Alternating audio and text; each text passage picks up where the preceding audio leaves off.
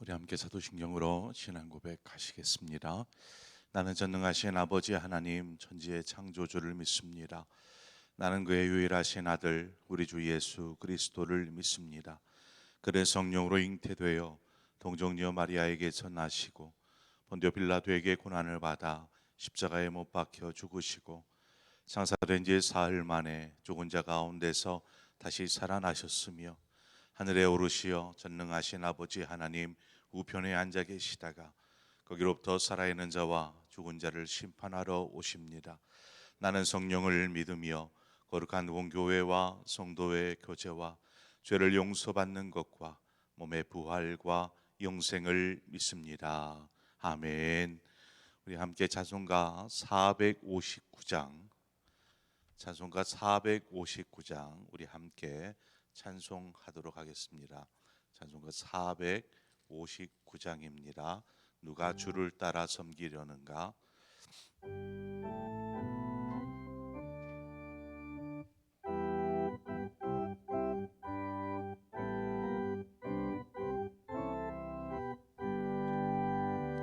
누가 주를 따라 섬기려는가? 누가 죄를 떠나 주만 따를까? 누가 주를 섬겨 남을 구할까? 누가 주의 뒤를 따라가려나? 부르심을 받아 주의 은혜로 주를 따라가네. 주만 따르네. 세상 영광 위에 다름 아니요 그 신사랑이네. 주만 따르고 주가 내려주신 은혜 힘입어 주의 뒤를 따라 힘써 일하네. 부르심을 받아 주의 은혜로 주를 따라가네. 주만 따르네. 환난 핍박 많고 원수 강하나 주의 용사도 힘이 강하니 누가 능히 이겨 넘어뜨리랴? 변함없는 진리 승리하리라. 기쁜 찬송하며 주의 은혜로 주를 따라가네. 주만 따르네. 아멘. 하나님의 말씀 보겠습니다. 시편 83편 9절에서 마지막 18절의 말씀입니다. 시편 83편 9절에서 마지막 18절의 말씀 우리 한 절씩 교독해서 보도록 하겠습니다. 주는 미디안인에게 행하신 것 같이 기손 시내에서 시스라와 야빈에게 행하신 것 같이 그들에게도 행하소서.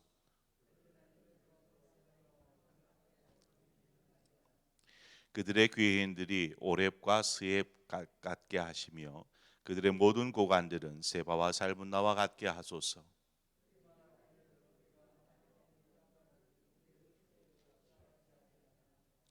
나의 하나님이여, 그들이 굴러가는 건물 같게 하시며 바람에 날리는 지푸라기 같게 하소서.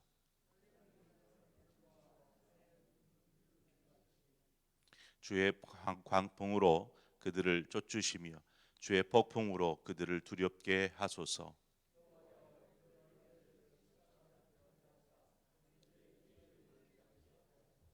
그들로 수치를 당하여 영원히 놀라게 하시며 낭패와 멸망을 당하게 하사.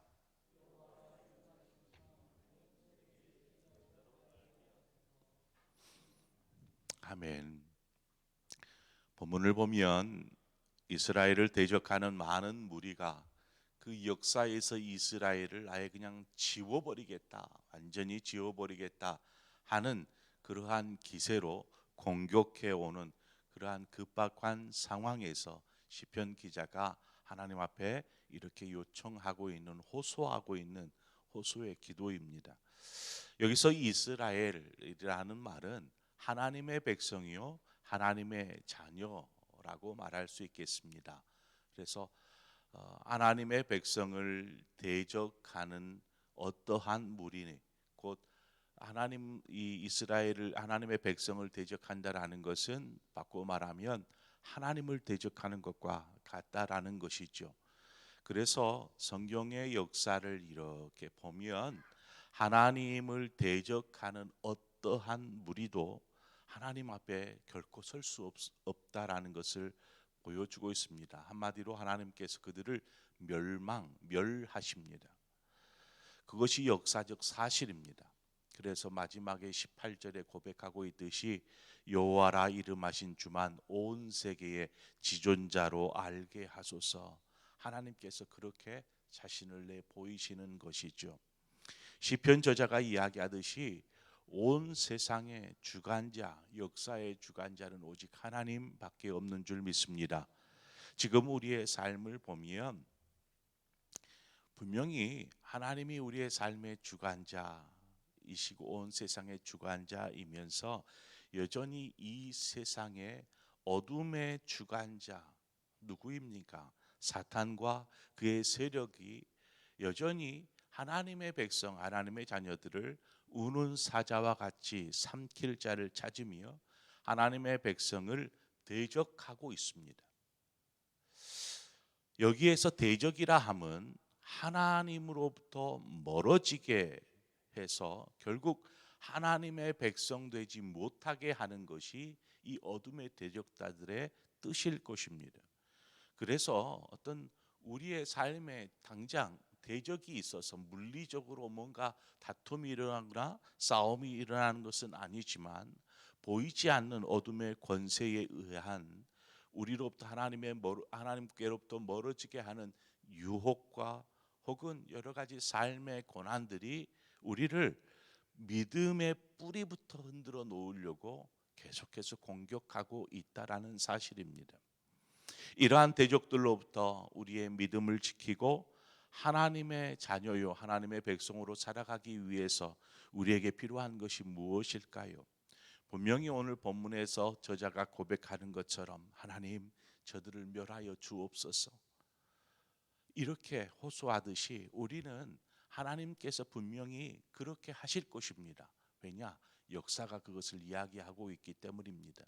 주님께서 다시 이 땅에 오실 그때에 모든 것은 끝이 납니다. 우리를 그렇게 괴롭히는 이 어둠의 세상 주관자 역시 그때가 되면 멸망하게 되는 것입니다. 자, 우리가 그때까지 우리의 삶을 살아가는데 우리는 믿음을 지키며 살아야 합니다. 결코 대적들에게 짓밟히거나 삼킨바 되어서는 안 되는 것이죠. 그러기 위해서 우리가 무엇을 해야 할까? 우리에게 필요한 것이 무엇일까? 함께 묵상하고자 합니다. 그것은 바로 진리이신 하나님의 말씀을 무기 삼는 것입니다. 하나님의 말씀은 진리입니다. 이것은 변할 수 없는 사실입니다. 그 안에 담겨져 있는 사실 중에 하나가 무엇이냐면 이 말씀을 무기 삼아야 되는데 그 안에 어떠한 사실이 담겨 있냐면 우리는 누가 뭐라고 해도 하나님의 자녀다라는 사실입니다. 우리가 하나님의 자녀다라는 사실이 우리에게 너무나 강력한 무기가 되어지는 것입니다. 사단이 제 아무리 우리에게 속삭여도 나는 하나님의 자녀야라는 이 믿음과 이 사실이 능히 사단을 이기게 하는 것입니다. 믿음이 이기는 것입니다. 믿음이 세상을 이기느니라. 사단이 얼마나 교묘하게 우리를 대적해 오는지, 육체적인 대적 그 이상의 강력한 힘을 가지고 대적해 옵니다. 우리가 하나님의 자녀라고 하지만, 우리는 믿고 고백하지만 삶의 모습 가운데 우리 안에는 여전히 미숙한 모습이 있잖아요. 부족한 모습들이 있습니다. 때로는 죄 가운데 빠져서 넘어지기도 하고 자빠지기도 하고, 그러한 죄의 모습도 우리 안에는 분명히 발견됩니다. 이러한 때에 한마디 툭 던집니다. 이것이 사단이 우리를 대적하는 방법입니다. 그러한 모습을 하고서 하나님의 자녀라고 말할 수 있어? 여러분, 이러한 말을 한마디 딱 들으면 어떤 생각을 하겠어요? 가슴 깊이 전곡을 찌르는 듯한 이 말 한마디, 자신의 모습을 한번 보세요. 좀 초라하잖아요. 내가 하나님의 자녀라고 그렇게 외치면서 삶에서 죄된 모습들을 갖고 있고, 그러한 미숙한 모습으로 신앙생활을 하고 있고, 이런 것 보면 갑자기 막 자괴감이 막 들려오지 않습니까?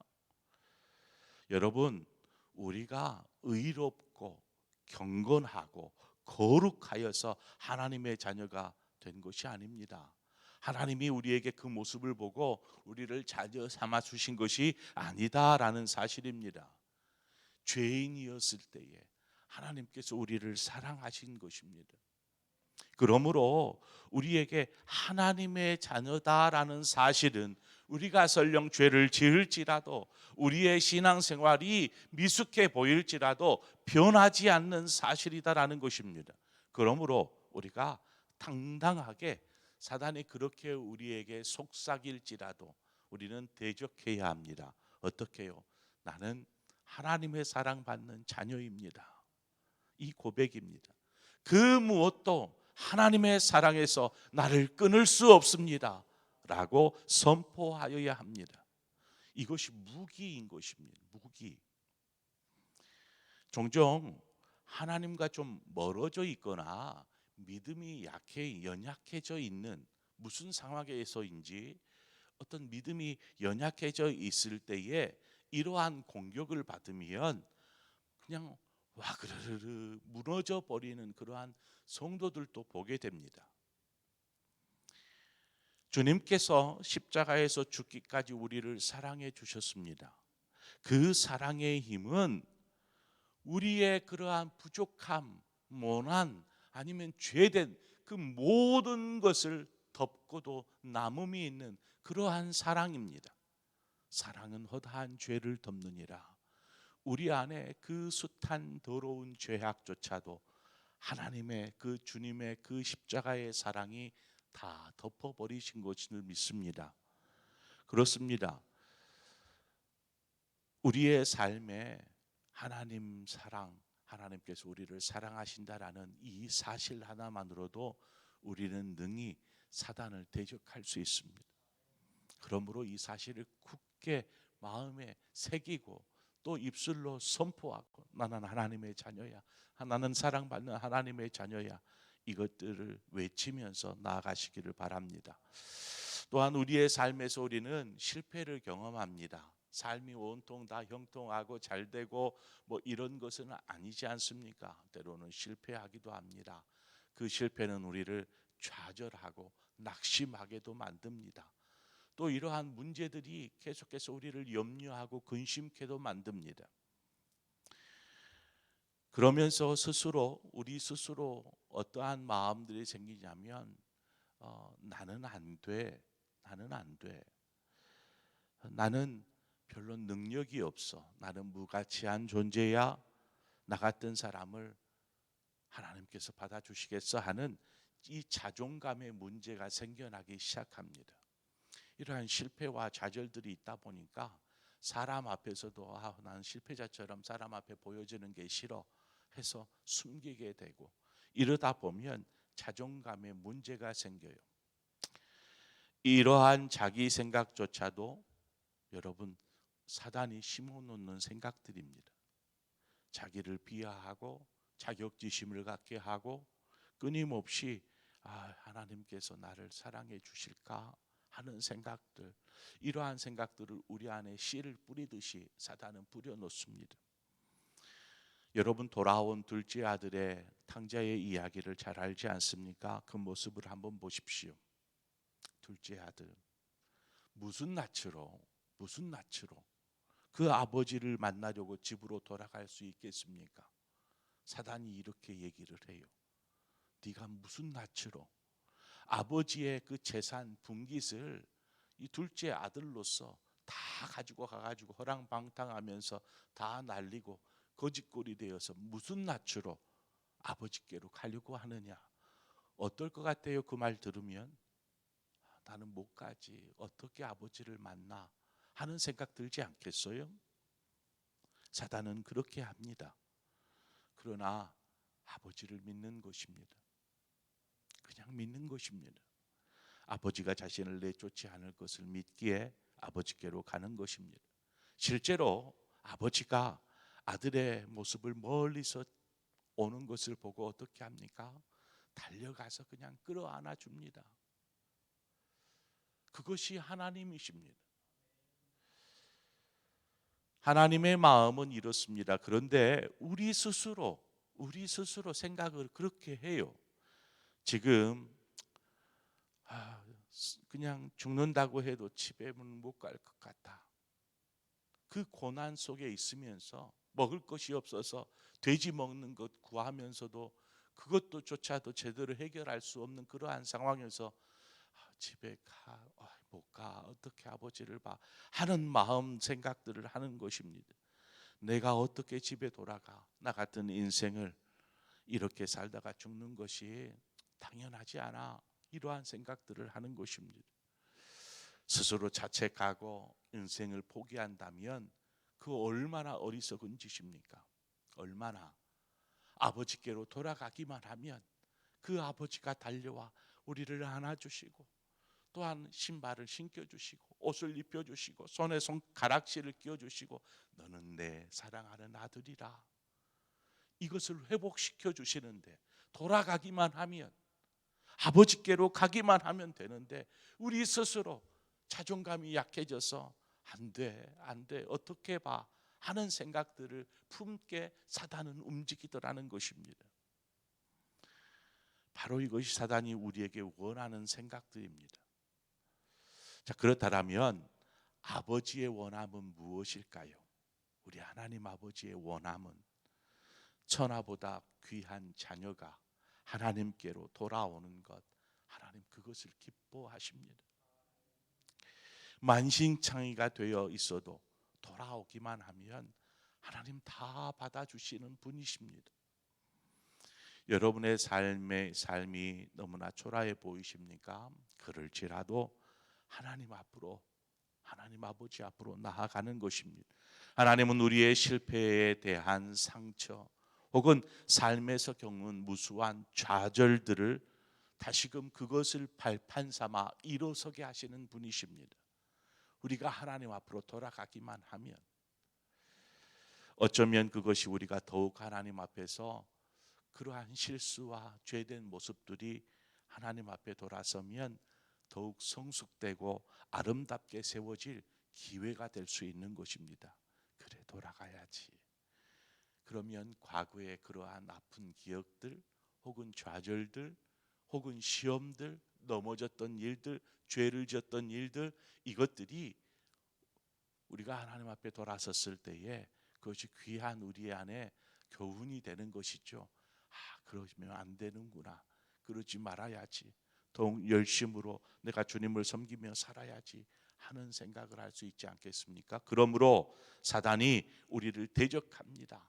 속삭일지라도, 스스로 어떤 생각이 들게 할지라도 우리는 당당하게 그러한 사단의 속삭임을 거부하고 하나님께서 우리를 사랑하신다라는 이 진리의 말씀을 붙잡고 오늘도 우리의 삶의 자리에서 믿음으로 서시기를 바랍니다.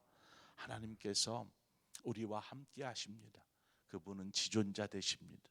그분이 우리와 함께 하시고 우리를 붙잡고 계시는데 그 누가 우리를 하나님께로부터 떼어낼 수 있겠습니까? 그러므로 오늘도 주님과 함께 동행함으로 여러분의 삶이 어떠한 대적들의 공격, 유혹 과감히 떨쳐버리시고 주님과 함께하는 복된 한 날이 되시기를 주님의 이름으로 축원합니다. 기도하겠습니다. 참 좋으신 하나님 아버지, 은혜와 사랑을 감사합니다. 계속되어지는 무리들이, 대적들이 이 역사 가운데서 이스라엘을 지워버리자라는 그러한 기세로 달려들고 있습니다.